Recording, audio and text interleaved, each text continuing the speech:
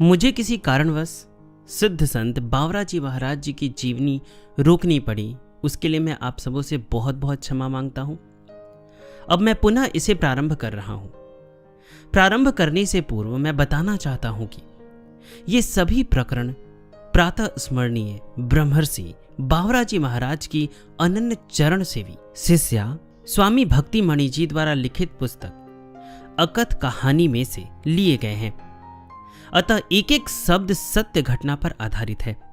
अब मैं सैकड़ों श्रोताओं के अनुरोध पर पुनः प्रथम प्रकरण से प्रारंभ कर रहा हूं। अकथ कहानी जीवन चरित एक महायोगी का। दिव्य लोक प्रकाशन, लेखन एवं संपादन स्वामी भक्तिमणि। गुरुदेव के गुरु महाराज श्री चंद्रमौली जी के दिव्य कर कमलों में समर्पित। प्रिय भक्ति, अनंत शुभाशीष। वर्षों से तुम्हारे द्वारा किए जाते हुए अगाध अर्णव के इस दुरूह अवगाहन को देख देख कई बार मैं किनारे खड़ी रहकर देखती। प्रयत्न किया तुम्हारे साथ कभी कभी डुबकी लगाने का, किंतु हिम्मत नहीं पड़ी। सही में परमाराध्य गुरुदेव की अकथ कहानी को तूने कहने का जो दुर्गम कार्य किया है, इसमें तुम्हारा कठोर परिश्रम, गहन अवगाहन, दृढ़ निश्चय युक्त तपोनिष्ठ व्यक्तित्व, सूक्ष्म दृष्टिकोण एवं परमाराध्य में तन्मयता ही कारण है। निसंदेह मेरे परमाराध्य प्रभु, जिनके गुरुदेव हजारों वर्षों से सूक्ष्म शरीर में ही विचरण कर रहे हैं, कैसे एक स्थूल शरीर में आकर अपने नाम रूप लीला धाम का तनिक सा परिचय दे गए। कभी कभी बैठी बैठी गहराइयों में चली जाऊं तो वापस आना मुश्किल हो जाता है। हजारों लाखों लोगों का प्रश्न है, गुरुदेव का जीवन परिचय क्या कभी पढ़ने को मिल सकता है? इस प्रश्न का उत्तर काफी हद तक देने का प्रयत्न हुआ है, किंतु यह समुद्र अथाह ही इतना है जिसका किनारा दिखाई देने पर भी वहां पहुंचने के बाद पता चलता है कि अभी किनारा नहीं है। प्रिय, आपके इस अदम्य साहस एवं सतत गहन चिंतन युक्त लेखन ने आपकी पैनी दार्शनिक साहित्यिक प्रतिभा का परिचय तो दिया ही है, साथ में परमाराध्य गुरुदेव की सनातन वैदिक ब्रह्मऋषियों की ऋषि प्रज्ञा प्रसूत ब्रह्म विद्या विज्ञानमयी प्रणाली का भी पीढ़ियों तक चलने वाली मानव वंशावलियों के लिए एक बहुत बड़ा प्रेरणा स्रोत प्रदान किया है। परमाराध्य गुरुदेव की भक्ति, शक्ति एवं अनुरक्ति के साथ तुम्हें निरंतर प्रेरणा मिलती रहे। मुझे तो अनुभव हो रहा है कि आपने अपनी इस अलौकिक लेखन कला को सार्थक कर लिया है। मां भगवती के श्री चरणों में प्रार्थना करती हूं कि वह करुणामयी तुम्हें शक्ति और प्रेरणा प्रदान करती रहे, जिससे इस अकथ कहानी को तुम कहती रहो और मानवता सुनती रहे, जिससे यह अकथ कहानी अमर बने। अनंत अनंत प्यार एवं शुभाशीष युक्त ब्रह्मवादिनी कृष्णकांता, ब्रह्मर्षि आश्रम, विराट नगर, पिंजौर, हरियाणा। निवेदन। इस समय जबकि यह कहानी जो अकथ होते हुए भी कही जा चुकी है, मैं स्वयं को एक शून्य आकाश में तैरती हुई महसूस कर रही हूं। ऐसे ही कुछ तब भी हुआ करता था जब केदारनाथ, अमरनाथ या गोमुख की तीखी चढ़ाई चढ़कर चोटी पर पहुंच जाया करती थी। चढ़ते समय सदा एक ही नियम के तहत चलती जाती थी, न ऊपर देखें न नीचे, दाएं न बाएं। कितना चढ़े और कितना शेष है, इसकी चिंता किए बिना पांव के आगे की थोड़ी सी जमीन को देखते हुए बढ़ती जाती। हर कदम, सारा रास्ता मंजिल ही लगने लगता। ऐसे में नैसर्गिक प्रकृति के कण कण, कोने कोने में बिखरी परमात्म शक्ति की नित्यता और नूतनता की कृपा वृष्टि से हर क्षण भर सा जाता। गंतव्य पर पहुंचने पर वहां का कुटस्थ आकाश रास्ते के आकाश से भिन्न न लगता। सिवाय प्रभु कृपा के शेष सब शून्य सा अनुभव होता। अकथ कहानी की दुरूह यात्रा भी बिल्कुल वैसी ही है। इस कहानी के नायक एक उच्चतम आध्यात्मिक चोटी पर अवस्थित अलौकिक महापुरुष रहे हैं। लौकिक धरातल पर स्थित मुझ अबोध को प्रयत्न रूपी पांवों से विहीन अपनी पंगु अवस्था का पूरा एहसास था, और जहां आरंभ का एक अदृश्य अगोचर प्रारंभ हो तथा इति का भी अंतहीन अगम अंत, ऐसे में ऐसी अद्भुत रहस्यमय यात्रा गुरुदेव और प्रभु की कृपा के बिना संभव कैसे हो सकती थी। अपनी इस यात्रा का आरंभ यदि तब से मानूं जब 1979 के एक दिन दर्शन करते ही श्री चरणों में समर्पित हो गई थी, और सन 2002 गुरुदेव की महासमाधि तक लगभग 23 साल का लगातार सानिध्य लाभ लेने के बाद मुझे यही समझ आया कि आप समझ से सर्वथा परे हैं, अबुझ हैं। ऐसे में आपके विषय में साधिकार क्या कहा जाए, कैसे कहा जाए। हां, गोस्वामी जी का अकथ शब्द ही मेरे भाव विशेष को वहन कर सकता है। ब्रह्म ज्ञान से युक्त गंभीर दार्शनिक और तत्वद्रष्टा ऋषि होने के साथ साथ गुरुदेव में वैष्णव भक्त की कैंकर्य निष्ठा इतनी प्रबल थी कि कभी भी स्वयं अपने विषय में कोई बात न करते, न ही किसी को करने देते। आप द्वारा संचालित मासिक पत्रिका का संपादन कार्य करते हुए बहुत बार मैंने निवेदन किया था, गुरुदेव कुछ स्वयं अपने बारे में लिखें, इससे समाज को प्रेरणा मिलेगी। परंतु हर बार आपका उत्तर होता, क्या हमारे ऋषि मुनियों व संतों ने स्वयं के विषय में कुछ लिखा? सभी संतों ने सदैव परमात्मा की महिमा का गान किया। याद रखो, हमारी मन बुद्धि वाणी तथा इंद्रियों का मुख्य विषय परमात्मा ही होना चाहिए।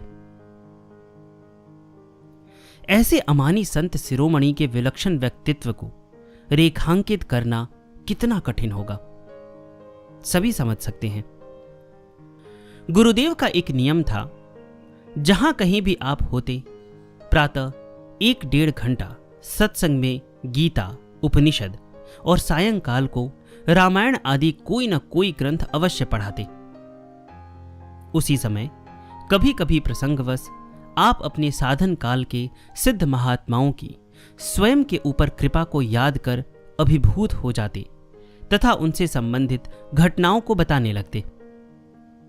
उन्हीं घटनाओं को टेप रिकॉर्डर द्वारा रिकॉर्ड कर लिया जाता। वही प्रमाणिक सामग्री इस कठिन यात्रा में मेरे लिए सहायक सिद्ध हुई।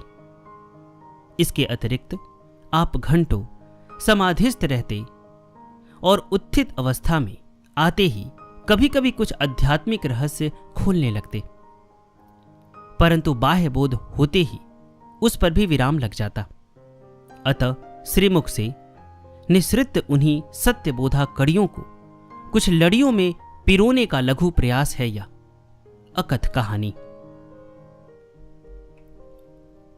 अकथ कहानी को संजोते समय गुरुदेव की कृपा वृष्टि की बौछार में मैं सदैव भीगती रही हूं। प्रतिपल आपका सामीप्य स्पर्श किया है। जब भी जहां भी समस्या आई, साक्षात समाधान किया आपने। उसका एक छोटा सा उदाहरण है। एक दिन वैष्णव दीक्षा के अंतर्गत पंच संस्कारों का क्रम लिखना था। बहुत खोजा, सबसे पूछा, परंतु पता न चलने पर थक हार कर मैं बाहर बरामदे में टहलने लगी। सोचा, काश गुरुदेव होते तो उनसे पूछ लेती। अचानक हवा का एक झोंका आया और फर्श पर धूप लगाने हेतु रखी गई सैकड़ों मासिक पत्रिकाओं में से एक का पन्ना खुल गया। नीचे झुककर देखा तो पन्ने पर गुरुदेव लिखित लेख का शीर्षक वैष्णव दीक्षा में पंच संस्कार सामने खुला पड़ा था। गुरुदेव की असीम कृपा और सदा ही अंग संग होने की अनुभूति से आंखें बरसने लगी। ऐसी अगणित अनुभूतियां हैं जिनसे आपकी दिव्य उपस्थिति का स्पष्ट आभास होता रहा है मुझे। एक गजल की 2 पंक्तियां मैं मन ही मन गुनगुनाती रहती हूं। गम नहीं जो लाख तूफानों से टकराना पड़े, मैं वो कश्ती हूं कि जिस कश्ती के साहिल आप हैं। उसी कृपा स्पर्श के सहारे जितना जैसा जाना समझा कहा गया है। समझ में भूल हो सकती है और कहने में त्रुटि भी, परंतु भागवत कथा सर्वविध हितप्रद व आनंददायक ही हुआ करती है। ऐसा मानते हुए अनजाने में मुझसे हुई त्रुटियों को सभी क्षमा करेंगे, यह निवेदन है। एक बार अपने साथियों से भी कहना चाहूंगी, हो सकता है बहुत से भक्तों का नाम इस पुस्तक में उपयुक्त स्थान पर से छूट गया हो। उनसे गोस्वामी जी के शब्दों में मेरा कहना है, सबही मानप्रद आपू अमानी। स्वयं अमानी रहते हुए सभी को मान देना ही उदार और उदात्त भावना है, जिसका दर्शन स्वयं गुरुदेव के जीवन चरित्र में सदैव होता रहा है। हम में से जिन्हें भी जितना भी श्री चरणों के सेवन और सेवा का सौभाग्य मिला है, उसी में हम धन्यता अनुभव करें, यही निवेदन है।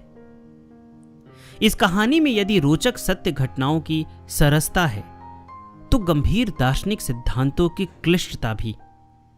दोनों पहलू गुरुदेव के व्यक्तित्व के अभिन्न अंग थे।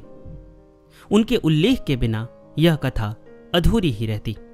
इसलिए जिसे जो ग्राह हो उसे ले लेवे, यह भी निवेदन है।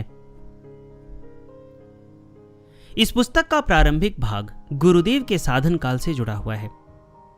यह वह समय था जब आप जंगलों, हिमालय की गुफाओं, शमशान भूमि, नदी व गंगा यमुना के तटों पर अकेले विचरते रहे। ऐसे में उन एकांतिक क्षणों को क्रमवार सहेजना असंभव था। अतः गिनती गणना को गौण मानकर उपलब्ध सत्य घटनाओं का ही आनंद ले, यह भी निवेदन है। गुरुदेव के विराट व्यक्तित्व को पूरा का पूरा सहेजना तो असंभव है। अतः जितना भी बन पाया उसी में आपके परिचय का कुछ कुछ अनुमान लगाया जा सकता है। बहुत से आध्यात्मिक रहस्य जो आपकी महिमा को बखूबी उद्घाटित कर सकते थे, परंतु आपके सदा के निर्देशों को समझते हुए उनको गुप्त ही रखा गया है। आध्यात्मिक जगत की अलौकिकता की ओर संकेत करने हेतु ही कतिपय प्रसंग वर्णित किए गए हैं। इस आनंदमय यात्रा में गुरुदेव के अनेक आत्मीय जनों ने स्नेहिल सहायता से सराबोर किया है मुझे। मेरे मनस पटल पर वे सभी यादें मूक रूप से अंकित रहेंगी। अकथ कहानी के शोध कार्य हेतु अयोध्या, अल्मोड़ा, उदयपुर, कलकत्ता, ऋषिकेश, चित्रकूट, चिंतपूर्णिया, कनाडा आदि जिन स्थानों पर भी जाना हुआ, गुरुदेव के प्रियजनों के अतिरिक्त अनजान लोगों ने भी आश्चर्यजनक रूप से मेरी सहायता की। उन सभी के प्रति मैं अतीव कृतज्ञ हूं। अंततः वेद, उपनिषद, गीता, रामायण, तुलसी साहित्य, इतिहास, पुराण, महाभारत, योग दर्शन, सांख्य दर्शन आदि सभी दिव्य ग्रंथों को भी नमन है, जिनका आश्रय लेकर स्थान स्थान पर अपनी बात कह सकने का मुझे बल मिला। पाठक इस पुस्तक में कोई त्रुटि या सुझाव दे तो उनका यथोचित समावेश आगामी द्वितीय संस्करण में किया जाएगा। इस पुस्तक में जो कुछ भी निहित है, सारा का सारा गुरुदेव से ही मिला हुआ है। मेरा अपना कुछ भी नहीं है। यदि कोई त्रुटि है तो वह मेरी ही अज्ञानता और अबोधता का परिणाम है। जिनकी कृपा से गूंगा बोलने लगता है और पंगु पहाड़ चढ़ जाता है, उन आनंद कंद प्रभु तथा गुरुदेव के श्री चरणों में प्रणत हो क्षमा याचना के सहित अपना सर्वस्व निवेदन करते हुए। चरण रज कणिका, भक्तिमणि, ब्रह्मर्षि आश्रम, विराट नगर, पिंजौर, हरियाणा। पहला प्रकरण, सूक्ष्म आत्मा का मिलन। सन 1953 को प्रारंभ हुई अकथ कहानी है यह। कलकत्ता का सत्यनारायण पार्क मध्य वर्गीय लोगों के जीवन का सामान्य हिस्सा था। तब बैसाख का तप्त सूर्य कुछ अधिक ही तप रहा था। शुक्ल पक्ष के अक्षय तृतीया का चांद भी अभी पदार्पण हेतु सूर्य के अस्ताचल जाने की प्रतीक्षा में छिपा बैठा था। कहना ना होगा कि 16 मई सायंकालीन लगभग 6 बजे का समय गोधली का होगा। पार्क के पास चौराहे पर बच्चों बूढ़ों की भीड़ एक फकीर को घेरे खड़ी थी। पागल सा दिखने वाला वह फकीर तन पर फटा चिथड़ा लपेटे दाएं हाथ में ईंट का आधा टुकड़ा पकड़े खड़ा था। उसे पागल जान जब भी कोई पास जाने की कोशिश करता तो फकीर उसे दूर भगाने के प्रयास में अद्धा उठा मारने की सी मुद्रा में आ जाता, यानी ईंटा को उठाने की मुद्रा में आ जाता। साथ साथ वह अपनी ही मस्ती में आसमान की ओर देखते हुए गा रहा था, जानत प्रीति रीति रघुराई। ये बोल सबकी समझ से परे थे। सभी खेल समझकर मजा ले रहे थे। ठीक उसी समय एक 6 फुट का लंबा ऊंचा 18 वर्षीय नवयुवक उधर आया। बलिष्ठ व सुगठित तन धूल से सना था। कंधे पर बेपरवाही से लंगोट लटकाए, कमर पर कपड़े का फेंटा मारे वह कसरती पहलवान था, जो इस समय पास के एक तारा सुंदरी अखाड़े से रोज की तरह कुश्ती लड़कर वापस आ रहा था। चौराहे पर भीड़ देख कौतूहलवश तेज कदम रख उधर ही चल पड़ा। भीड़ के दोनों हाथों से परे हटा उसने देखा कि किसी पागल फकीर को लोग तंग कर रहे हैं। उन्हें डांटते हुए वह तनिक पास गया। देखा कि एक पागल सा फकीर मंझले कद घुटनों तक बाल ईंटा उठाए गा रहा है, जानत प्रीति रीति रघुराई। युवक ने 2 कदम नजदीक जाकर देखने की कोशिश की। 2 व्यक्तियों ने उसे पकड़कर कहा, अरे पहलवान, क्या कर रहे हो? पत्थर मार देगा, पागल है यह, पीछे हटो। परंतु पीछे हटते हटते युवक ने एक झलक फकीर के चेहरे की ओर देखी। फकीर ने भी युवक को देखा। पल भर में क्या हुआ कुछ समझ न आया। युवक की सुध खो गई। उसका शरीर पुलकित हो रोमांचित हो गया। शरीर तथा संसार की सुध न रही, कुछ भी अपने वश में न रहा। आंखों से बरबस अश्रुधारा बहने लगी। धीरे धीरे प्रेमा भक्ति के सभी लक्षण प्रकट होने लगे। तब चित्त वृत्तियां तिरोहित हो गई। शेष एक ही वृत्ति भावलहरी बन उसे पागल बनाने लगी। इस फकीर के चरणों में गिर जाऊं, इन चरणों से लिपट जाऊं, फूट फूट कर रो। हनुमान जी की तरह हरस हृदय निज नाथ ही चीन्ही। अपने स्वामी को पहचान हृदय सहज आनंद से भर गया। एकाग्र अवस्था का अनायास उद्दीपन प्रेमातिरेक के लक्षणों से युवक को पागलवत किए दे रहा था। रहस्यमय फकीर ने सूरदास का पद गाना प्रारंभ कर दिया। अब एक नहीं अपितु 2-2 पागलों को समझ से परे जान लोग धीरे धीरे वहां से खिसकने लगे। युवक को आंसुओं से लबालब आंखों से केवल धुंधले चरण कमल ही दिख रहे थे। उसने मुख की एक झलक ही देखी थी, दोबारा देखने की हिम्मत ही नहीं थी। पद समाप्त होते ही फकीर नयन मूंद भाव समाधि में खो गया। नीरव एकांत में समाधि के वे क्षण काल की सीमा को इतनी तीव्र गति से लांघ गए कि इस स्थिति में कितने घंटे बीत गए पता ही नहीं चला। रात्रि 11-12 बजे शुक्ल पक्ष के तृतीया का चांद अपनी स्मित आभा से हल्की चांदनी बिखेरते हुए एक दूसरे के मिलन को सुगम बनाने में मदद कर रहा था। चांद की शुभ्र रोशनी में फकीर के चरणों की ही एक टक देखते देखते अचानक युवक परवश हो 2 कदम आगे बढ़ा उन्हें छूने, परंतु वे चरण 2 कदम दूर हो गए। युवक 2 कदम पीछे हट गया। चरण 2 कदम आगे आ गए। युवक ऐसे विचलित हो उठा जैसे मणिधर सर्प मणि के बिना व्याकुल हो जाता है। अब युवक अधीर हो स्वयं को रोक न सका। रोते रोते दौड़कर चरणों पर गिर पड़ा। बेसुध हो चरण रज में लौटने लगा। तभी फकीर ने अपने हाथ से युवक के मस्तक पर आघात किया। मस्तक पर आघात होते ही युवक के मानस पटल पर चलचित्र की तरह अनेकों जन्मों की स्मृतियां स्पष्ट उभरने लगी। पिछले लगभग 27 जन्मों की स्मृतियों में यह फकीर ही उसके गुरुदेव रहे हैं। पागल वेश में यह फकीर कोई अनजान व्यक्ति नहीं है। असंख्य सिद्धों, अवधूतों, योगियों के संरक्षक मुक्त आत्मा है ये। सर्वत्र सर्वलोकों में गमनागमन का अधिकार रखते हैं। सर्वसमर्थ है यह। अपनी कृपा कटाक्ष से भुक्ति मुक्ति प्रदान करने में पूर्ण सक्षम है। भगवान तुल्य गुरुदेव से पुरानी प्रगाढ़ प्रीति याद कर युवक को ऐसा लगा जैसे फनिहर सांप को उसकी खोई हुई मणि मिल गई हो। चरण कसकर पकड़ लिए, जैसे कातर शिशु किसी मेले में खो जाने के बाद अनायास मां को पा जाता है, लेकिन भय लगता है कि कहीं फिर मां का विछोह न हो जाए। अब तक तो इस जीवन के 18 वर्ष बीत गए थे, परंतु अब एक क्षण का वियोग भी प्राण हर लेगा। फकीर ने सिर पर स्नेहिल हाथ फेरा, जैसे नई ब्याही गाय नन्हे बछड़े को दुलारती है।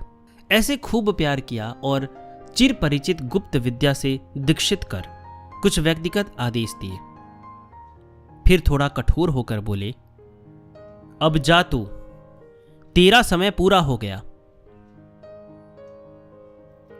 शब्द सुनते ही वह कातर हो जलविहीन मछली की तरह तड़पने लगा, गुहार लगाई, मुझे दूर मत करो प्रभु। परंतु भविष्य में फिर मिलने की और भावी करणीय कार्यों की योजना समझा आदेशात्मक स्वर में उन्होंने कहा, अब जाओ, फिर मिलूंगा, मैं सदैव तुम्हारे साथ हूं। युवा हृदय के लिए विरह वेदना असहनीय थी, परंतु आदेश पालन आवश्यक था। आज्ञा सिरोधार्य कर सुबकते हुए युवक लौट पड़ा, परंतु 4 कदम जाते फिर मुड़ा, फिर आगे बढ़ा, फिर पीछे लौट पड़ा। दयनीय दशा देख फकीर मुस्कुराया और देखते ही देखते अदृश्य हो गया। स्पष्ट है यह फकीर पंच स्थूलभूत आश्रित देह में नहीं थे।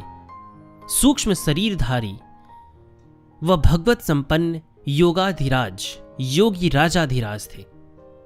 ऐसे सद्गुरुदेव के लिए ही वंदना की जाती है। वह युवक था गांव का अपढ़ भोला भाला ग्रामीण, जिसका नाम था चंद्रबली। भावी प्रबलता उसे खींचकर काली के कलकत्ता में ले आई, जहां इस अनोखे पुनर्मिलन से प्रारंभ होती है एक अकथ कहानी। कहानी है सामान्य जन की समझ से परे, कल्पनातीत, परंतु भारत भूमि पर अनेक अलौकिक सिद्ध महापुरुष हुए हैं, जिनके जीवन की अलौकिकता धरातलीय प्रामाणिकता से स्वयं सिद्ध है। जैसे कार्य से कारण लक्षित होता है और कारण से कार्य उद्भूत होता है, वैसे ही सच्चिदानंद घन क्रीड़ा करता है इन महापुरुषों में, और ये महापुरुष आकर्षित करते हैं कईयों को। यही कारण है कि इन महापुरुषों के सहज आकर्षण तले सत्पात्र सर्वस्व लुटा डालता है, बिना किसी शर्त के, बिन मोल बिककर वह इन चलते फिरते सच्चिदानंद घन स्वरूपों पर न्यौछावर हो जाता है। परंतु मायावी स्फुरणों से सर्वथा असंग इन निरुद्धावस्था से उत्थित महामानवों का वास्तविक परिचय व पहचान तभी संभव है जब उच्च अवस्था का स्वयं में अवधारण हो, अन्यथा यह अकथ है, परंतु अकथ होते हुए भी सहजानंद का सहज जनक है। तभी तो कहा कबिन्ह पर कह ही न जाना। कहना नहीं आता फिर भी कहते हैं, कहते आए हैं, कहते रहेंगे इस अकथ कहानी को। इस प्रकरण को पूर्ण करने से पूर्व इतना संकेत आवश्यक है कि इन अलौकिक सूक्ष्मात्मा का प्रातः स्मरणीय नाम है भगवान चंद्रमौली जी और विश्वविख्यात ब्रह्म ऋषि विश्वात्मा बावरा जी ही वह युवक चंद्रबली नाम का ग्रामीण है जो इस अकथ कहानी का केंद्र बिंदु है। वही हमारे आराध्य सद्गुरुदेव हैं। तप का सुफल। भगवान तुल्य चंद्रमौली जी के अदृश्य होते ही युवक चंद्रबली जी विक्षिप्त अवस्था में रोते रोते गलियों में घूमने लगे। बार बार कलकत्ता की गलियों में पागलवत कुछ ढूंढते हुए लोगों से पूछते, वह बाबा कहां गए? उन्हें किसी ने देखा है क्या? वह कहां मिलेंगे? सभी आश्चर्यचकित होते कि इस अच्छे भले व्यक्ति को क्या हो गया। बार बार पूछने पर वे बताते, न तो इससे पहले कभी उन्हें देखा, न उसके बाद ही नजर आए। सभी ने उन्हें पहली बार ही देखा था। 8 दिन तक चंद्रबली जी उन्हीं गलियों में भटकते रहे। युवक चंद्रबली के साथी भी हतप्रभ थे। अभी 4-5 दिन पहले ही तो कांवड़ लेकर वह इनके साथ तारकेश्वर महादेव को जल चढ़ाने गया था। पिछला महीना पुरुषोत्तम मास का था। उन दिनों 2 बैसाख थे, मलमास कहते हैं जिसे। चंद्रबली को कुश्ती के साथ साथ बल के देवता बजरंग बली में अटूट आस्था थी। मंगलवार का व्रत तथा हनुमान चालीसा का पाठ अनजाने ही जीवन का अंग बन चुका था। अब पुरुषोत्तम मास आया तो 1 महीने का व्रत रख लिया। प्रतिदिन प्रातः 4 बजे उठकर गंगा स्नान करना, भगवान शंकर पर गंगा जल चढ़ाना, कुछ न खाना और कुश्ती में बड़े बड़े दिग्गजों को धराशाही करना, ये सब दिनचर्या के सुगल ही थे उस भोले भाले अपढ़ युवक के। अमावस्या से 1 दिन पहले युवक चंद्रबली ने अपने 4-5 साथियों के साथ मिलकर योजना बनाई कि गंगा जल कांवड़ में लेकर वह भी तारकेश्वर महादेव पर चढ़ाएंगे। तारकेश्वर वहां से 12 कोस अर्थात 24 मील था। प्रातः मटके खरीदे गए। चंद्रबली जी का यह प्रथम प्रयास था। सभी ने छोटे छोटे मटके खरीदे, परंतु चंद्रबली जी ने बल के अभिमान और भावुक उत्तेजना में बड़े बड़े 2 मटके खरीद लिए। साथी कहने लगे, भाई तुम ही ले जा सकते हो इतने बड़े बड़े मटके। मटके वहंगी पर लाद कंधे पर लेकर चल पड़े। नियम के अनुसार निश्चित विश्राम स्थल से पूर्व इसे कंधे से न तो उतार सकते हैं, न ही नीचे कहीं रख सकते हैं। हर हर गंगे तारक बम्बे के उच्च घोष तथा जयकार के साथ सभी चल पड़े। चलते गए, कारवा बढ़ता गया, नए भक्त भी जुड़ते गए। प्रारंभ में तो खूब जोश रहा, परंतु धीरे धीरे बड़े घड़े होने से कंधा छिलने लगा। उतार सकते नहीं थे, कभी दाएं कंधे पर तो कभी बाएं कंधे पर। कठिन हो गया। यात्रा भारी पड़ने लगी। 6 कोस अर्थात 12 मील पर आधे रास्ते में विश्राम स्थल का पड़ाव था।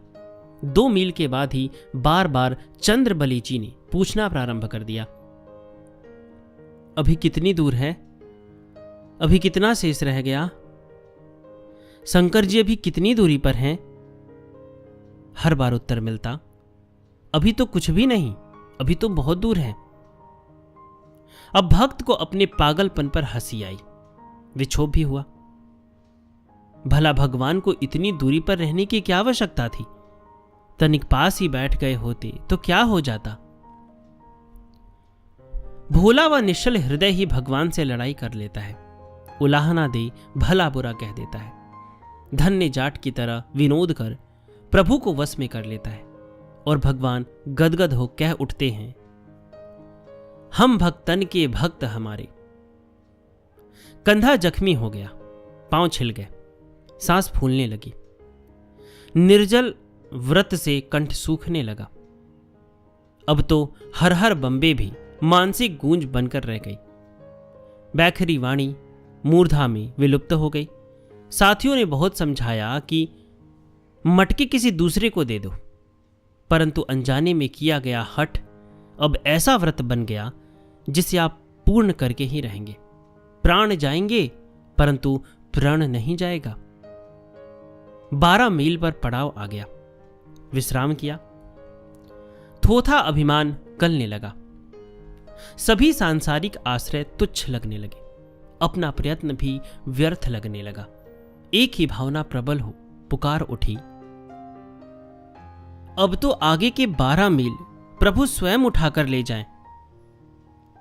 शरणापन्नता उभर आई और जा पहुंचे तारकेश्वर महादेव। गंगाजल उड़ेला, पूजा अर्चना की। सारी थकान, सारी कष्ट, दुख, दर्द ऐसा लगा जैसे थे ही नहीं। कोई भी व्रत, कोई भी यम नियम जब प्राणों की परवाह किए बिना अडिग, अविचल हो निर्विघ्न पूर्ण किया जाता है तो वह तप बन जाता है। तप से अशुद्धि का नाश होता है। योग दर्शन का सूत्र है, तप से शरीर की अशुद्धि का नाश और इंद्रियों की सिद्धि हो जाती है। योगी उनका स्वामी हो जाता है। जैसे सोना आग में तपकर तेजस्वी कुंदन बन जाता है, उसी प्रकार इंद्रियों का संयम, नियमन व मनोनिग्रह अंतस के मल को धो देता है, उसे स्वच्छ व विमल बना डालता है। विमल मन तथा प्रशांत बुद्धि विवेक संपन्न हो परम चैतन्य को धारण करने के योग्य हो जाती है। तैत्तिरीयोपनिषद की श्रुति ने भी घोषणा कर दी, तप के द्वारा ब्रह्म को तत्व से जानो, तप ही ब्रह्म है। आगे श्वेताश्वर की श्रुति में कहा है, यह प्रसिद्ध है कि श्वेताश्वर ऋषि तप के प्रभाव तथा परमेश्वर की कृपा से ही ब्रह्म को जान सके, अतः अपना तप तथा परमात्मा की कृपा ही धर्म साधना का आधार है। क्या वह चंद्रबली जी का तप ही था जो 2 दिन बाद ही कृपा प्रसाद रूपी सुफल सुलभ हुआ? क्या कोई अदृश्य हाथ स्वर्णमय अंतस पर प्रारब्ध रूपी मल को हटाने हेतु उसे आग रूपी तप से तपाकर साफ सुथरा करना चाहता था? क्या विस्मृति रूपी मिट्टी से ढका कीमती हीरा किसी सद्गुरुदेव रूपी जौहरी की कृपा वृष्टि से भली भांति धुलकर साफ हो पुनः अपनी दीप्ति से प्रकाशित होना चाहता था? क्या नील मणि में आकाश की अलौकिक आभा, उसकी विभूता, उसकी सर्वव्यापकता दिखाने हेतु कोई व्यासदेव सरीखा उसे दिव्य दृष्टि देना चाहता था और स्वप्निल क्षुद्र संसार से परे ले जाना चाहता था? अवश्यमेव ऐसा ही था, क्योंकि स्वप्निल जगत से जागृत अवस्था में आते ही चंद्रबली जी को स्वयं के सत्य स्वरूप का बोध हुआ। अपने जन्म लेने के उदात्त व सर्व कल्याणकारी प्रयोजन का स्मरण हुआ। आप आध्यात्मिक उन्मत्ता में बावले हो वहीं कलकत्ता की वीथियों में विचरण करने लगे। अपने प्राणाधार गुरुदेव की छवि पुनः देखने को आतुर आप कुछ दिन पागलवत घूमते रहे। यह अलग बात है कि इस सबसे बेखबर इनके साथी सहोदर इन्हें भूत प्रेत ग्रसित विक्षिप्त जान चिंतित होने लगे। कुछ दिन बाद उन सूक्ष्म देहधारी आराध्य देव के द्वारा यंत्रवत संचालित हो आप चलकर पहुंच गए वाराणसी। वहां भगीरथी में आकंठ डूबकर विरह व्यथा मिटाने की कोशिश की, परंतु संतप्त तन मन अतृप्त हो चल पड़ा एक देवालय की ओर, जहां काशी विश्वनाथ इस भावी विश्वात्मा की बाट जोह रहे थे। काशी विश्वनाथ के स्वयंभू ज्योतिर्लिंग को आपने दोनों भुजाओं में कसकर जकड़ लिया। फिर रोना प्रारंभ हो गया। अब की बार कांवड़ वाला गंगा जल नहीं अपितु अश्रुओं की अविरल अंबुधाराओं से अभिषेक हो रहा था। वाह क्या दृश्य है! अभिषिक्त जल प्रसाद से भीगी भुजाओं से शिवलिंग को ऐसे आलिंगनबद्ध कर रखा है जैसे किसी आत्मीय से गले मिल उसे और स्वयं को भिगो भिगो कर संताप गलाने की कोशिश में रत हो। यह भी तप तथा ईश्वर प्राणिधान का हिस्सा ही है, जिसका सुफल मिला और आशुतोष भगवान ने संताप हरा। कुछ विरह वेदना कम हुई, संयत हृदय में आगे दिशाबोध हुआ। काशी के बारे में ऋषिवर तुलसीदास जी ने कहा है, काशी चिंता, संताप तथा पापों का नाश कर मंगलों को देने वाली है। संतापहारी शिव ने हरि की नगरी की ओर अग्रसर कर दिया इस अनन्य भक्त को। शास्त्र कहते हैं कि हरि के बिना हर और हर के बिना हरि नहीं मिलते। अतः हरि दर्शन से पूर्व यह शिव मिलन सुनियोजित ही था। हरि नगरी है अयोध्या, जो हर हर महादेव को अति प्रिय है। यह श्री राम की जन्म एवं लीला स्थली है। अब अयोध्या की ओर चल पड़े यह युवा तपस्वी, जहां इनके इष्ट देव इनकी बाट चो रहे थे। गोस्वामी जी कहते हैं, शिव सेवा का ही सुफल है कि श्री राम के चरणों की प्रगाढ़ भक्ति प्राप्त होती है। अब इस सुफल के परिणाम स्वरूप युवा तपस्वी श्री राम के धाम अयोध्या की ओर अग्रसर हो गए।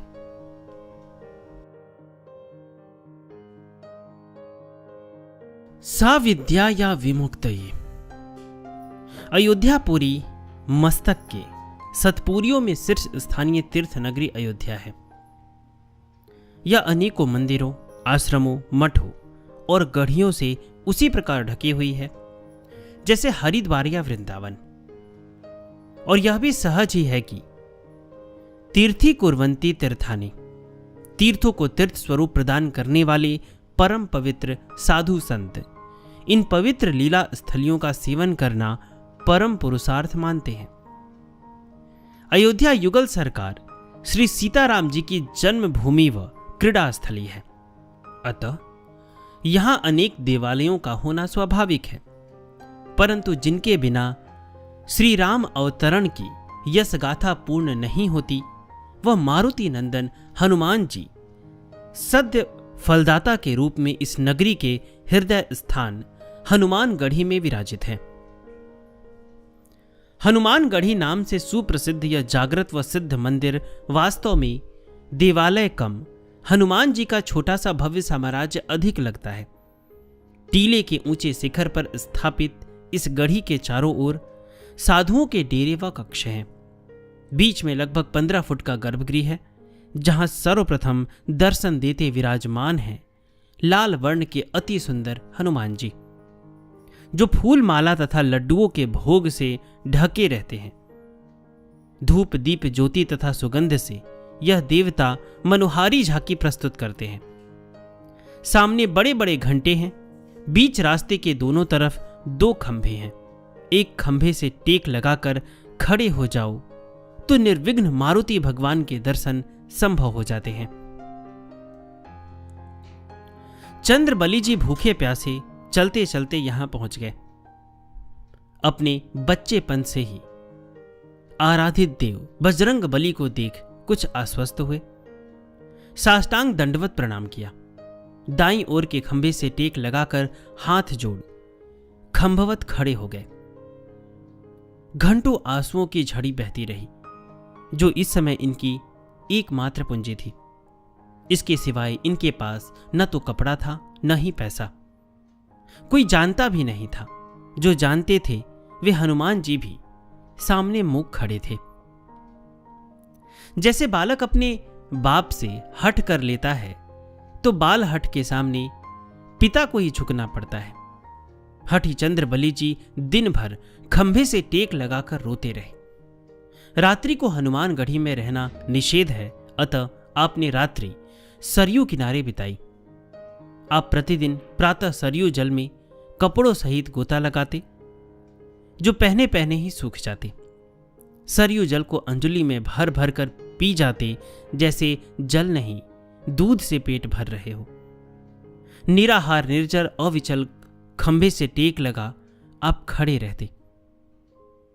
1 दिन, 2 दिन, रात बीती, फिर दूसरा दिन रात भी समाप्त हुआ। तीसरे दिन नरसिंह जयंती थी। कोई भगवान का भेजा महात्मा इनकी दशा देख इन्हें एक गड़वा गन्ने का रस पिला गया। इसके बाद फिर कई दिनों तक आप सरयू जल से पेट भरते रहे। मांगने की आदत नहीं थी। बिना मांगे कोई देगा क्यों?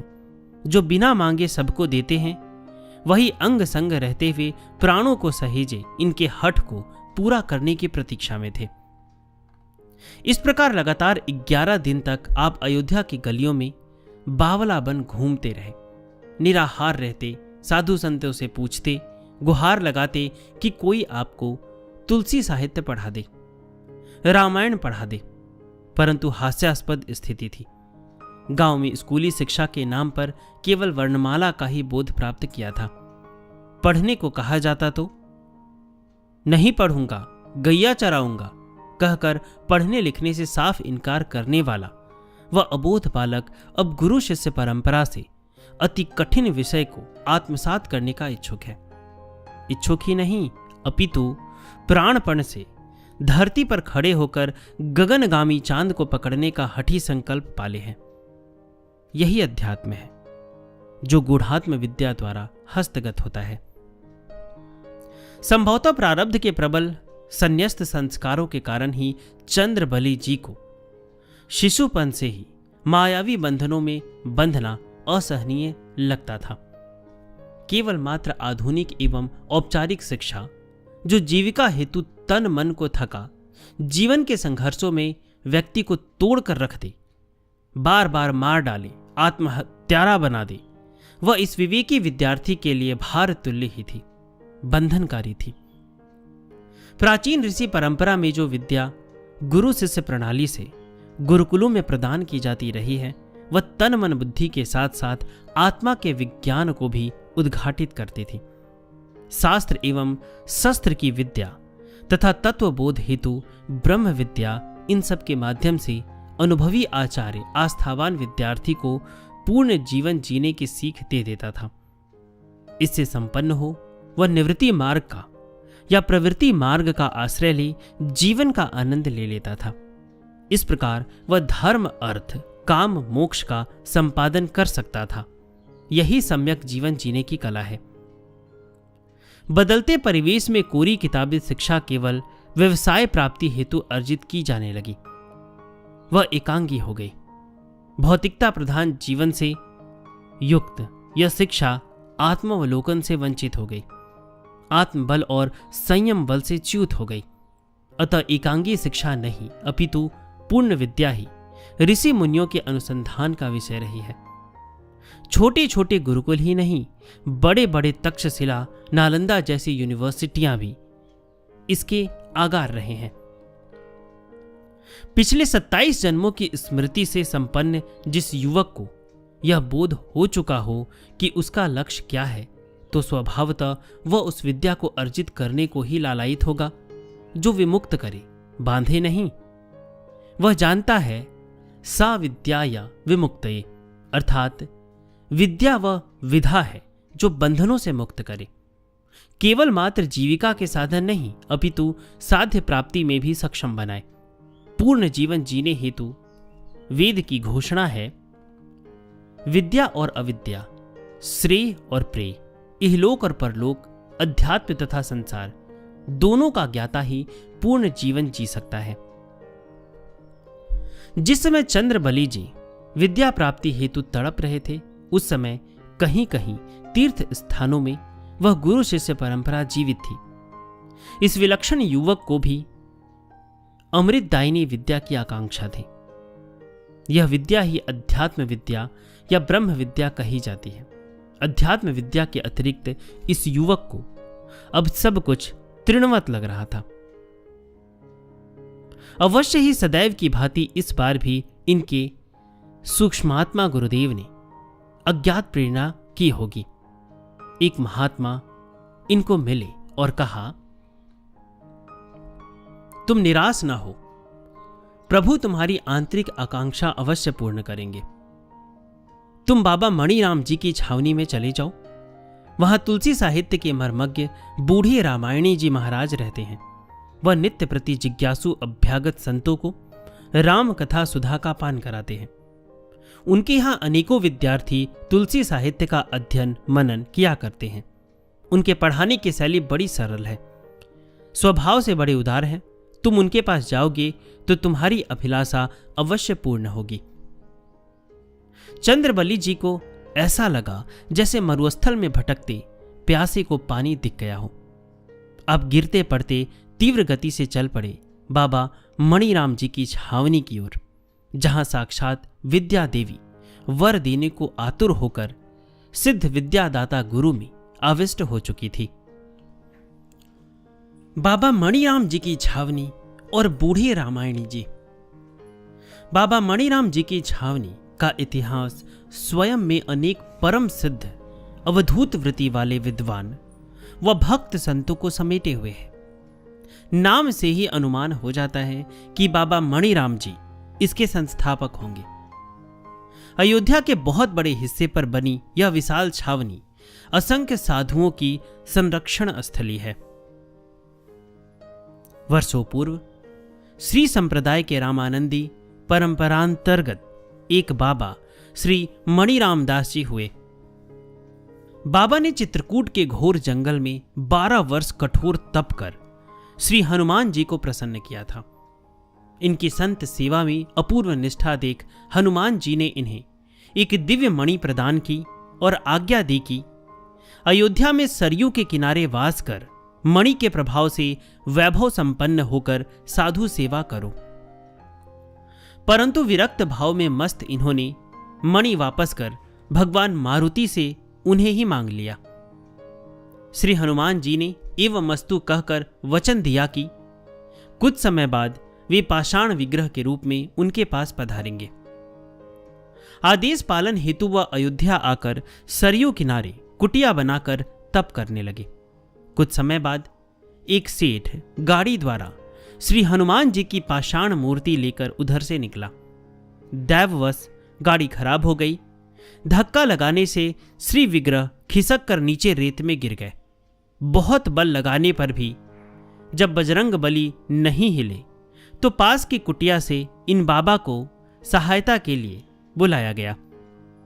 असमर्थ सेठ ने बाबा को वचन दे दिया कि यदि हनुमान जी उठ जाएंगे तो कुटिया में ही स्थापित कर देंगे। बाबा ने हनुमान जी के चित्रकूट में दिए वचन को स्मरण कर प्रार्थना की तो मूर्ति स्वतः ही उठ गई। भगवान बजरंग बली का यही श्री विग्रह छावनी में स्थापित कर दिया गया। तब से आज तक यह हनुमान जी सर्व सिद्धिदाता के रूप में वहां विराजित हो पूजित हो रहे हैं और आज भी छावनी के हजारों साधुओं का योगक्षेम वहन कर रहे हैं। हनुमान जी की कृपा से ही हजारों अयोध्या वासियों का भोजन, आवास, अध्ययन आदि का निर्वहन होता आ रहा है। यहीं से बाबा मणिराम जी की छावनी प्रसिद्ध हुई। बाबा मणिराम जी के साकेतवास के बाद क्रमशः श्री वैष्णव दास जी, श्री रामचरण दास जी, फिर श्री राम शोभा दास जी महाराज तथा श्री राम मनोहर दास जी महाराज गद्दी पर बैठे और इस परंपरा को अक्षुण्ण बनाए रखा। वर्तमान में छावनी के पीठाधीश्वर पद पर श्री राम मनोहर दास जी के शिष्य स्वामी श्री नृत्य गोपाल दास जी 1963 से पदासीन हैं।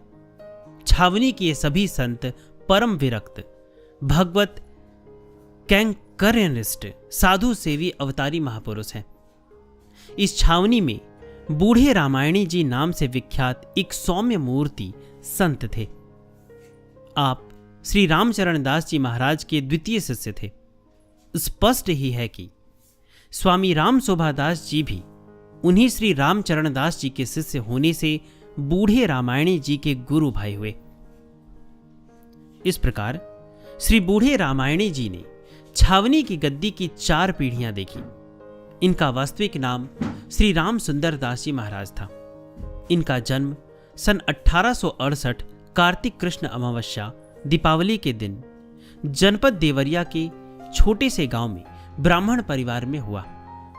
109 वर्ष 14 दिन तक की आयु में आपने कार्तिक शुक्ल चतुर्दशी 24 नवंबर 1977 को लीला संवरण की। आपको भी बाल्यकाल में केवल अक्षर ज्ञान ही प्राप्त हुआ था। संसार से विरक्त हो 21 वर्ष की आयु में आप जब अयोध्या में गुरु चरणों में आए तो प्रारंभ में गुरु जी ने इन्हें रसोई तथा आर्चा विग्रह की सेवा का सौंपा। छावनी में नए आए साधकों के अहम गलाने हेतु उन्हें प्रारंभ में सेवा कार्य दिया जाता था। छावनी की स्थानीय सेवाओं में झाड़ू लगाना, पूजा हेतु सरयू से जल तथा वाटिका से फूल लाना, रसोई में भगवान तथा साधुओं के लिए भोजन बनाना आदि सेवा कार्य सौंपे जाते थे। भक्त शिरोमणि बूढ़े रामायणी जी की अनुपम कैंकर्य निष्ठा थी। वह नियम के इतने पक्के थे कि अनेकों शिष्यों के होते हुए भी वृद्धावस्था पर्यंत नित्य प्रति प्रातःकाल सरयू जी में स्नान करते और एक घड़ा सरयू जल मंदिर में विराजित श्री जानकी रमण जी की सेवा हेतु सिर पर रखकर लाते। आपकी भगवान के चतुर्भुज स्वरूप नाम रूप लीला धाम में अनन्य निष्ठा थी। आपकी प्रज्ञा व स्मृति विलक्षण रूप से तीव्र तथा सूक्ष्म थी। सेवा नियम के साथ साथ आपने तुलसी साहित्य का अध्ययन प्रारंभ किया। प्रभु की ऐसी कृपा हुई कि गोस्वामी जी के 12 ग्रंथ एवं भक्तमाल आदि ग्रंथों के आप मर्मज्ञ हो गए। जीवन पर्यंत अयोध्यावास का नियम लेकर आपने लगभग 60 वर्ष तक एक आसन पर बैठकर पुत्रवत स्नेह और वात्सल्य से हजारों विरक्त व गृहस्थ संतों को श्री रामचरितमानस का पंडित बना दिया। आप पूर्णतया अमानी संत थे। उल्लेखनीय ही है कि मानस पीयूष जैसा महान ग्रंथ आपके श्री चरणों में बैठकर लिखा गया था, जो एक विश्व प्रसिद्ध ग्रंथ है। लेखक ने उसमें आपके भावों की ही टिप्पणी के रूप में अपनी भाषा में व्यक्त किया है। आपके शिष्य बड़े बड़े वेदांताचार्य, व्याकरणाचार्य, महान पंडित, वक्ता, विद्वान और विश्व प्रसिद्ध संत हुए हैं, परंतु आप सदैव एक ही कुटिया में एक ही स्थिति में रहते हुए कृत्रिमता विहीन अति सरल एवं ऋषि प्रणीत परंपराओं के पालक का जीवन जीते रहे। आपका जीवन संतों के लिए प्रेरणीय है। अपने हजारों विद्यार्थी शिष्यों को आपने स्वावलंबी और समर्थ बनाया। प्रेम और त्याग की मूर्ति इन परम संत जी को जो कुछ भी पैसा आदि प्राप्त होता, उसे जरूरतमंद साधु या विद्यार्थियों को पुस्तक, स्याही, लेखनी, कपड़ा, दवा आदि के रूप में वितरित कर देते। जो बच जाता उससे कार्तिक अक्षय नवमी महोत्सव पर संतों को हलवा का प्रसाद बंटवा देते। महान से महान विद्वान हो या क ख ग से प्रारंभ करने वाला सामान्य विद्यार्थी, सभी के प्रति आप समान भाव रखते। रात का चाहे कोई भी प्रहर हो, जिज्ञासु शिष्य के प्रश्न का उत्तर देने को आप सदैव आलस्य रहित हो तत्पर रहते। रात्रि को तुलसी दल पर चंदन से श्री सीताराम लिखकर आप नित्य नियमित रूप से भगवान को चढ़ाते और प्रातः उसका प्रसाद पाते। प्रभु प्रेम तथा वात्सल्य की प्रतिमूर्ति, समत्व लिए विलक्षण प्रतिभा एवं आकर्षक दिव्य व्यक्तित्व के स्वामी इन भक्त शिरोमणि के श्री चरणों में यदि किसी पात्र को स्थान मिल जाता तो उसका कोई पुण्य उदय ही समझा जाता था। प्रभु की करुणा किसी भाग्यशाली को बलात् हठात इनके सानिध्य में धकेल दे तो वह अल्पकाल में ही विद्या अर्जन की विधा प्राप्ति का अधिकारी हो सकता था। ऐसा वहां के सिद्ध संतों का विश्वास था। वास्तव में विद्या अर्जन की विधा का रहस्य इन्हीं तपहपूत, महाव्रती, आध्यात्मिक ब्रह्म विद्या से संपन्न सद्गुरुओं के पाद पद्मों के सेवन सानिध्य में छिपा हुआ होता है। आतुर चंद्रबली जी छावनी का पता पूछते पूछाते वहां पहुंच गए। देखा एक 85 वर्ष की सौम्य मूर्ति व्यास आसन पर विराजित थी। वह तुलसी रचित श्री रामचरितमानस की विवेचना कर शिष्यों को कुछ समझा रहे थे। शिष्य शंका करते तो आप दयापूर्ण दृष्टि डाल प्रेम पूर्वक समाधान करते जाते। नव आगंतुक चंद्रबली जी ने पहुंचते ही दंडवत प्रणाम किया। दिव्य स्वरूप और देवतुल्य संत श्री के दर्शन करते ही अंतस आनंद से भर गया। चंद्रबली जी अपलक उनके मुखारविंद को निहारते रहे। ऐसा लग रहा था मानो परम ऋषि गोस्वामी जी साक्षात प्रकट होकर राम तत्व का रहस्य समझा रहे हो। प्रवचन समाप्त होते ही चंद्रबली जी ने श्री चरणों पर सिर रख दिया। आंखें बरसने लगी। इतना बरसी कि लगा जैसे वेदना से भारी हृदय रूपी बादलों ने स्वयं को भार वहन करने में असमर्थ जान फट जाना उचित समझा हो। बादल घुल गए और श्री चरण धुल गए। आर्त भक्त ने हृदय उड़ेल चरण पखारे तो भगवत स्वरूप संत करुणा से भर गए। पूछने पर युवक ने अपना परिचय देते हुए अंतरतम में निहित विद्या ग्रहण की लालसा का निवेदन किया। अपनी अज्ञता असमर्थता को भी प्रकट कर संकोच अनुभव करते हुए इसे असंभव माना। जो असंभव को संभव बनाए वही तो कृपा कहलाती है, अन्यथा स्वयं सिद्ध संभव शब्द तो पुरुषार्थ का ही परिचायक होगा। उन संत श्री ने अपनी गले की पुष्प माला निकाली, कृपा पात्र को पहना दी, वरद हस्त सिर पर फेरा, आकाशवाणी की तरह गंभीर स्वर से बोले, अधीर ना हो, प्रभु तुम्हारी लालसा अवश्य पूर्ण करेंगे। तुम तुलसी साहित्य के मर्मज्ञ पंडित बनोगे। आशीर्वचन की अमोघता में भक्त की पूर्ण आस्था थी, अतः उन्हें लगा मानो राम रहस्य को जान लिया हो।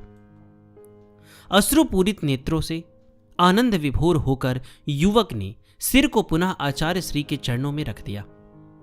उन्होंने भी इनके सिर को सहलाते हुए बार बार आशीर्वाद और आश्वासन दिया।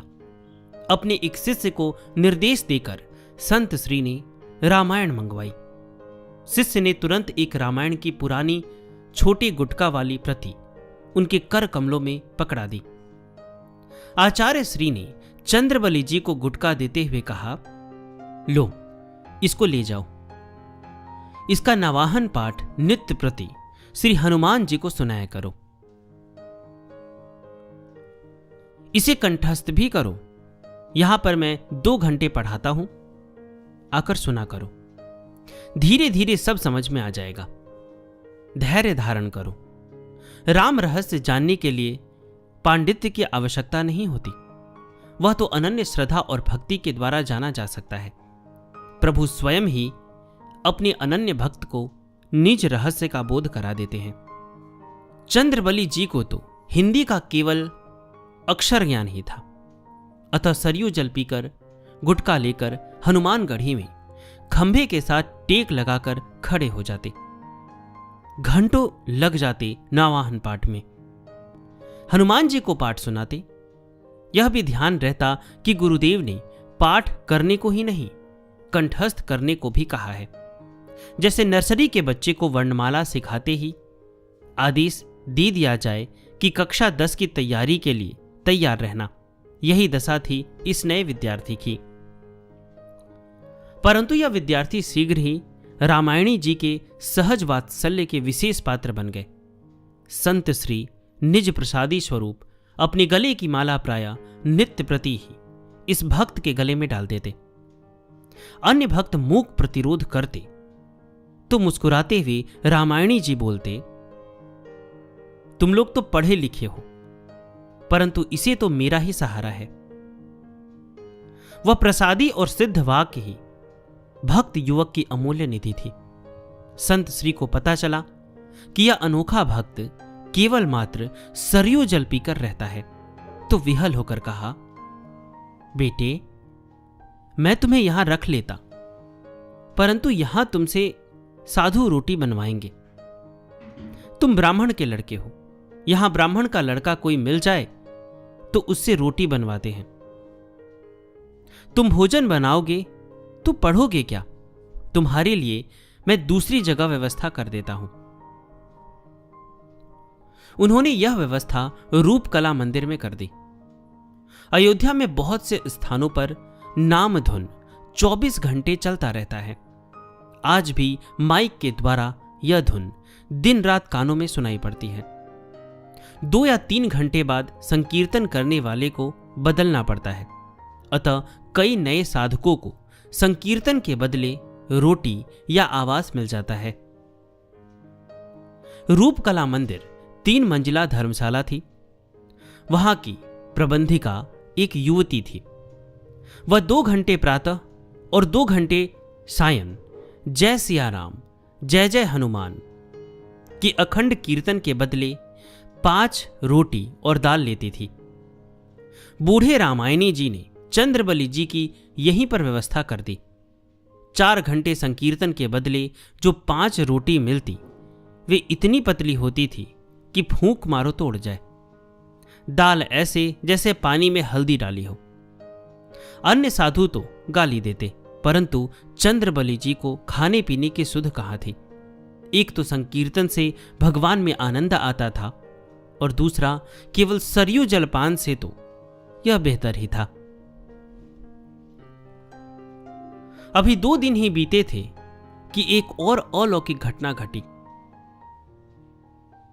वह जासु कृपा नहीं कृपा अघाती का प्रत्यक्ष प्रमाण है। हनुमानगढ़ी में परिक्रमा पथ पर चारों ओर साधुओं की कुटियां बनी हुई है। उनमें से एक कुटिया वहां के महात्मा श्री राम स्वरूप दास जी महाराज की थी। श्री रामचरण चंचरीक गढ़ी के वह वैष्णव संत अतीव सरल व कृपालु थे। एक दिन इन्हें स्वप्न में उन सूक्ष्मात्मा योगी राज ने हनुमान जी के रूप में दर्शन दिया और कहा कि हमारे बच्चे को तुम यहां अपने पास रख लो। अपने इस बच्चे का सारा हुलिया बताया और कहा, ब्राह्मणों का लड़का है, अमुक स्थान से आया है, हनुमान जी के सामने खड़ा होकर नवाहन पाठ करता है। पहले तो उन्होंने इसे कोरा स्वप्न समझ ध्यान नहीं दिया, परंतु दूसरे दिन दोबारा वही स्वप्न देखा तो वह प्रातः ही वहां आकर खड़े हो गए। चंद्रबली जी रामायण पढ़ना सीख रहे थे, अतः 4-5 घंटे पाठ करने में लगते। उस दिन भी उन्होंने खंभे से टेक लगा खड़े होकर पाठ प्रारंभ किया। रोते रोते पाठ हनुमान जी को सुनाने लगे तो वे संत वहां आए, इस भक्त का हाथ पकड़ा और बोले, चलो मेरे साथ। भक्त ने इशारे से सिर हिलाकर संकेत किया कि मैं पाठ कर रहा हूं। उन्होंने कहा, पाठ पूरा करके तू यहां आ जाना, मैं यहां बैठा हूं, तुम्हारी प्रतीक्षा करूंगा। पाठ पूर्ण हुआ तो युवक ने भगवान मारुति की परिक्रमा की, संत के पास जा दंडवत प्रणाम किया। उन्होंने पूछना प्रारंभ किया, तुम कांवल से हो? तुम्हारा नाम चंद्रबली भट्ट है? युवक घबरा गया। यह तो सब कुछ जानते हैं, घर बिना बताए आया हूं, वे ढूंढ रहे होंगे या उन्हें बता देंगे कि मैं यहां हूं, पकड़ा जाऊंगा, परंतु उनसे झूठ भी नहीं बोल सकता। कहा, जी महाराज। वह संत प्रभु की भक्त वत्सलता का अनुभव कर रोने लगे, टप टप आंसू गिरने लगे। युवक को स्तब्ध देखकर बोले, बच्चे, हमें एक महापुरुष ने निर्देश दिया कि हम तुम्हें अपने पास रखें। उनके निर्देशानुसार हम तुम्हें अपने पास रखेंगे, तुम्हारा पंच संस्कार करेंगे, यहां पर तुम रहो, तुम्हारी पढ़ने की सारी व्यवस्था हम करेंगे। चंद्रबली जी समझ गए कि वह महापुरुष कोई अन्य नहीं अपितु उनके प्राणधार गुरुदेव ही हैं। वह छाया की तरह अदृश्य रूप से उनके साथ साथ रहते हुए सारी व्यवस्था कर रहे हैं। उनकी अगाध कृपा से वह अभिभूत हो गए। गोस्वामी जी का कथन है, जासु कृपा नहीं कृपा अघाती। करुणालय की अगाध कृपा वृष्टि से तो स्वयं कृपा देवी भी अघाती नहीं, अतृप्त रहती है। कृपा या करुणा तन, मन या बुद्धि का भाव में परिणाम नहीं होता। यह तो आत्मा से निसृत आत्म प्रसाद है, जो आत्मविद महापुरुषों या प्रभु के द्रवित होते ही सहज बह निकलता है। यह कृपा ही अदृश्य अलौकिक तत्व है, जो अकथ कहानी को कल्याणकारी आकार दे सर्वसुलभ बनाता है, लीला चरित के रूप में सबके लिए सेवनीय बनाता है, जिसका गायन, मनन, कथन एवं अनुकरण कितना भी करे तृप्त नहीं होता, अंतस और मांगता है।